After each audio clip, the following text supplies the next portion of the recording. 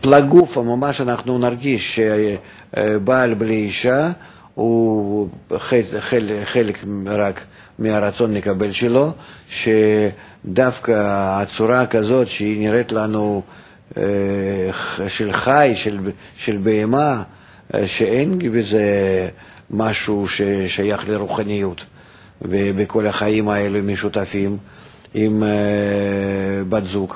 אבל אנחנו נגלה שלא, זה לא כך. אני רק מצביע לו על הזמן שלנו.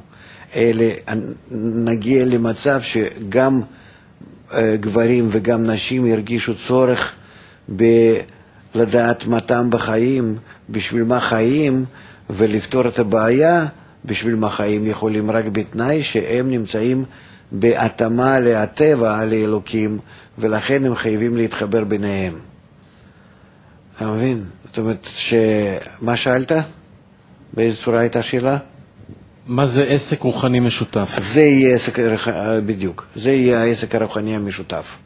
שירגישו שבלי העסק רוחני ביניהם, הם לא יכולים לקיים משפחה. ובלי לקיים משפחה לא יהיה להם עסק רוחני ולא הגיעו לפתרון הרוחני. לכן היום אנחנו נמצאים בשבירה, זה כמו צמצום. כל החיים הקודמים, כל הפסיכולוגיה, כל הדברים מה שהיו קודם, כל ההסתכלות שלנו, כל הפרדיגמה שלנו הקודמת, הכל נגמר. נגמר זה נקרא שנמצאים בשבירה.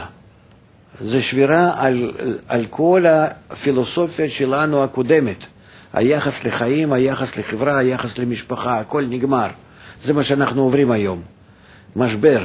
זה נקרא שכאילו חותכים כל היחס שלנו לחיים, מה שהיה קודם. ועכשיו נכנסים ליחס חדש. אז אני צריך גם משפחה, גם ילדים, גם עבודה, גם חברה, גם הכל. אבל כדי להשפיע, כדי להגיע לגילוי הבורא. ולא כדי לקבל לעצמי, ולארגן לעצמי איזשהו כלוף יפה קטן לחיים הגשמיים בלבד וזהו.